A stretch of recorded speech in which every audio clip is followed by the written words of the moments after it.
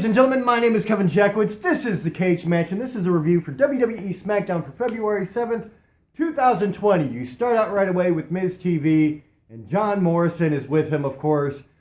And they start out with this little bit. It's kind of like a parody of Once Upon a Time in Hollywood, Once Upon a Time on the Dirt Sheet. And it's WWE's attempt to show that they can actually be funny. And it wasn't. And they suck. And I keep saying that every time WWE does a comedy skit, it's just cringeworthy. So yeah, New Day come out, they interrupt them, and same old shit it always is. They get her interrupted by the Usos. And when the Usos are talking, you have Morrison and Miz. They attack Kofi Kingston and Big E in the ring. Dolph Ziggler, Robert Roode come out, and then you have the match, which is Dolph Ziggler and Robert Roode versus the Usos. It was a good match to start the show. I really liked it. It was definitely fun. I've always said that the Usos are pretty high octane in the ring, which is cool. And the Usos get the win, so absolutely no problems there. Then you get an Alexa Bliss, Nikki Cross bit, where Alexa Bliss is talking about her spot in the main event match, which we will get to. Then they keep rehashing this fucking stupid Baron Corbin bit where Roman Reigns gets revenge on Baron Corbin by pouring dog food on him, because that's a great skit. Everything here was fucking just mind-numbingly boring. And then, of course, you get a Baron Corbin going into the video truck and like, oh, you think it's funny? You keep showing that. It's embarrassing me. Hit some dude in the video truck. I don't give a shit, dude. Like, at this point, if I never saw Baron Corbin on my TV again, I would be completely happy. Now, keep in mind, I watch these the day after the actual show on YouTube because I refuse to give ratings to this kind of garbage. And I think if more people did that, WWE would actually have to up their game. Unfortunately, some people are just addicted, I guess, to bad TV. You get Elias in the ring after that. He's doing his Elias bit. Of course, he gets interrupted, this time by Cesaro with Sami Zayn, talking about last week. Turns into a match, which is Cesaro versus Elias. Decent match. There were some cool spots in there. Cesaro definitely showing off his strength. At the end of the day, Elias gets the win. There you go. Baron Corbin back on the TV. Cutting a just god-awful promo. Grabs a guy's drink from, like, the front row of the ramp area. Pours the drink on him. Roman Reigns comes out. Beats his ass. Challenges him to another fucking fight because we didn't get enough Roman Reigns and Baron Corbin. This is why I don't watch WWE. It is literally the reason. There is nothing entertaining about this. I want to watch TV to be entertained. I watch TV shows because they grab me. It's interesting. It's fun. It's funny. There is something there to lock onto. There is nothing with this kind of shit to lock onto. There's nothing. There's no entertainment value to it whatsoever. And yet people still watch it, and that boggles my mind. Enough on that rant. Then you get Goldberg, who has been promised to be here tonight. Well, he is here live via satellite, so that's not really him being there. And he cuts a promo talking about, who he wants to face next, and he said, Brock Lesnar's kind of the go-to for him, but he thought he might challenge for the Universal title since he never really lost it. And so the Firefly Funhouse bit comes on, and it's Bray Wyatt kind of dressed like a news anchor man, and doing some breaking news kind of thing. And then Goldberg cuts him off. He's like, you want breaking news? Bray Wyatt, you're next. And then, Bray Wyatt says, let him in. And then from there, you transition to Daniel Bryan, who is getting a pep talk from Heath Slater, who was saying it was really stupid to challenge Bray Wyatt, especially to do it in a strap match. So Bryan says, all right, just meet me in the ring or something like that. So it's Bryan versus Slater, which was nothing but a squash match. Just meant to show Daniel Bryan being like a way more aggressive Daniel Bryan. So then you get Renee interviews Braun Strowman in the ring. And of course, he's going to get interrupted by Shinsuke Nakamura and Sami Zayn. You already knew that was coming. And then the Revival come out and attack Braun Strowman. So even Corey Graves made a comment about, I didn't know the Revival were, connected to Sami Zayn. And it just goes to show how WWE just throws shit together without thinking about anything. Like, they just do things. So, whatever. You get the beatdown. Braun Strowman looks like he's going to get the upper hand for a little while.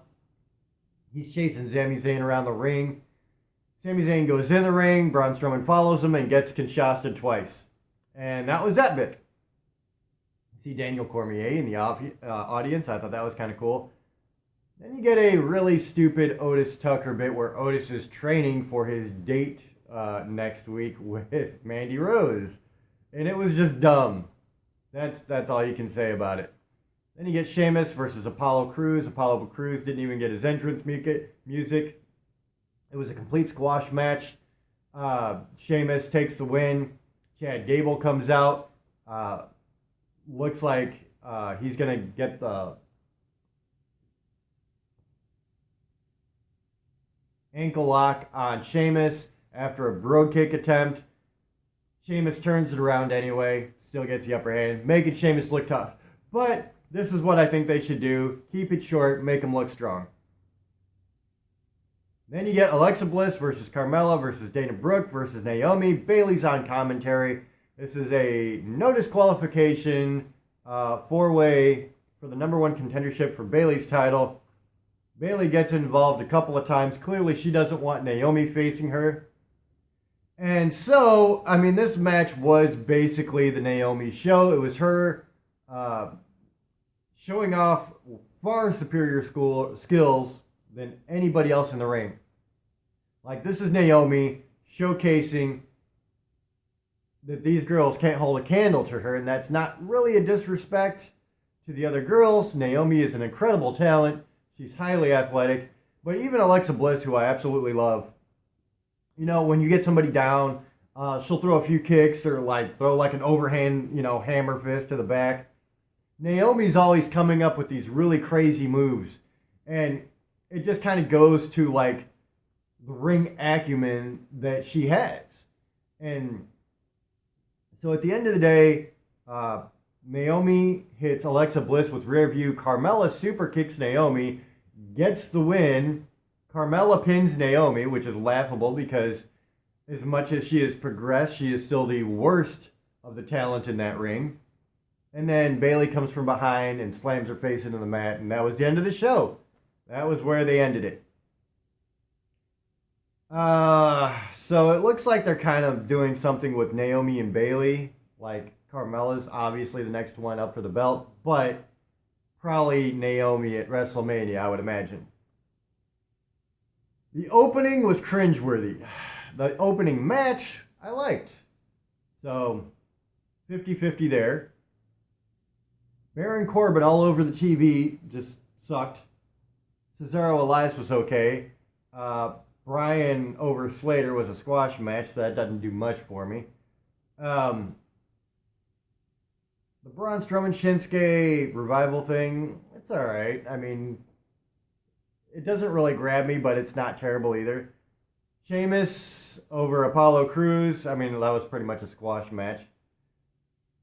So overall, I'm still going to give this a little bit of a below average score. I'm going to give it a 4.5 out of 10. It was just about midway. They've got to get rid of some shit, though. They've got to do something about Baron Corbin all over the TV. He's not talented in any way, shape, or form. He's boring, and everybody says so. And I hate that WWE has gotten so lazy that instead of getting guys that can actually produce heel heat, they just get these guys that nobody likes, which just lessens the product. And I've talked about that before.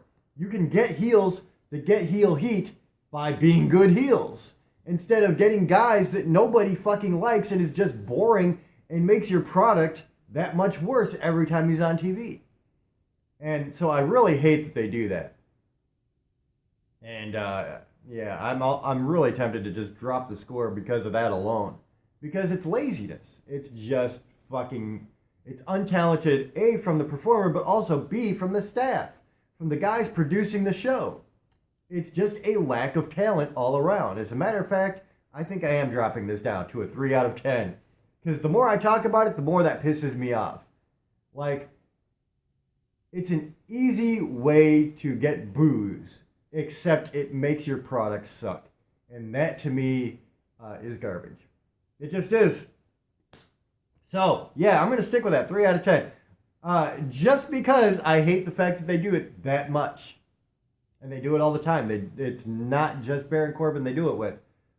They did it with Nia Jax. Nia Jax, completely untalented, completely reckless, completely garbage in every way, shape, and form. In promos, in the ring, everything. And they pushed her because people legitimately hated her. I hate that. It's laziness. So, ladies and gentlemen, that's where I'm at. I had a couple of tangents here. That's okay. You're getting my feelings on WWE right now. So that's where we're at. Let me know what you think in the comments below. If you enjoyed this, hit the like button, subscribe, and share. My name is Kevin Jackowitz. Kaged Nation, out.